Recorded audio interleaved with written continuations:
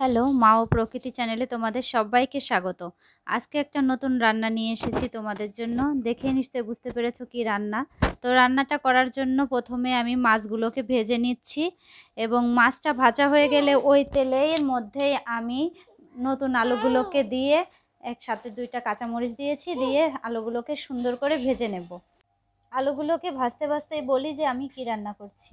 আমি রান্না করছি আজ ট্যাংরা মাছ, কুমড়োর ডাঁটা আর আলু দিয়ে। তো আলুকে ভাজতে ভাজতে এ সময়ের মধ্যে একটু লবণ দিয়ে দিচ্ছি, যাতে আলুগুলো খুব তাড়াতাড়ি নরম হয়ে আসে। এমনিতেই নতুন আলু বেশি সময় লাগে না। তো এখন এর মাঝে একটু হলুদ দিয়ে একটু গরম জল দিয়ে দিলাম। এটা হচ্ছে ঝোলের জন্য জল দিয়ে দিলাম। এটাকে ঢাকা দিয়ে বেশ করে ফুটতে দেব। কুমড়ো ডাঁটা রান্না করতে গেলে কুমড়ো ডাঁটাকে ভাজতে হয় না। তো এ পর্যায়ে আমি একটু লবণ দিয়ে দিলাম। কুমড়ো ডাঁটাকে এই যে এভাবে যখন ঝোলে বলক উঠবে তখন এর মাঝে ছাড়তে হয়, তাহলে শাকের রঙটা খুব ভালো থাকে। তো আমি দিয়ে দিলাম পাতাগুলা, সাথে ডাঁটাও দিয়ে দিয়েছি। শাকটা আজকে খুব ভালো ছিল, একদম কচি কচি শাক ছিল। খুব বেশি সময় লাগবে না, এর জন্য আমি জলটাও খুব কম দিলাম।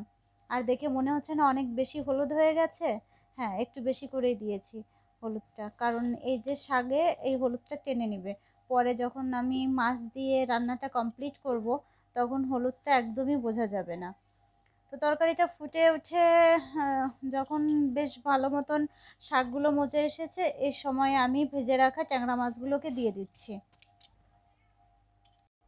রান্নাটা করতে করতে আপনাদের কাছে একটাই অনুরোধ, আমার ভিডিওগুলো যদি আপনাদের ভালো লাগে তাহলে একটা লাইক, কমেন্টস সাথে সাবস্ক্রাইব করে আমার পাশে থাকবেন। তরকারিটা বেশ ভালোভাবে ফুটে গেলে আমি নামিয়ে নিয়েছি। এখন কড়াইতে খানিকটা তেল দিয়ে সেই তেলের মাঝে একটু রাঁধুনি আর কালো জিরা ফোড়ন দিচ্ছি।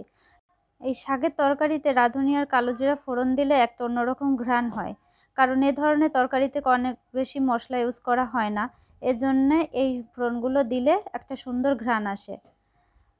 এই যে আমি তরকারিটা ফোড়নে দিয়ে দিলাম, এত সুন্দর সুঘ্রাণ বেরিয়েছে না। অনেকেই এ ধরনের শাক দিয়ে মাছ রান্নাটা পছন্দ করেন না, আবার অনেকের কাছে খুবই পছন্দ। আমরাও কম বেশি সবাই, কেউ কেউ কোনোটা পছন্দ করে, আবার কেউ কোনোটা পছন্দ করে না। এইভাবেই মানুষের জীবন আসলে।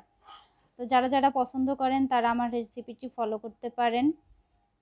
এটা যদিও খুবই চেনা পরিচিত রেসিপি, আমাদের মা, কাকিমা, ঠাকুমারা এভাবেই রান্না করে এসেছে। এখন হয়তো এসব রান্নায় অনেকে একটু নতুনত্ব আনে, তো আমি পুরনো পদ্ধতিতেই রান্নাটা করলাম। আমার রান্নাটা যদি আপনাদের ভালো লেগে থাকে তাহলে আবারও আপনাদের কাছে অনুরোধ, প্লিজ ভিডিওটা আপনারা দেখবেন, সাবস্ক্রাইব করবেন, লাইক, কমেন্ট, শেয়ার করবেন। ভালো থাকবেন সবাই।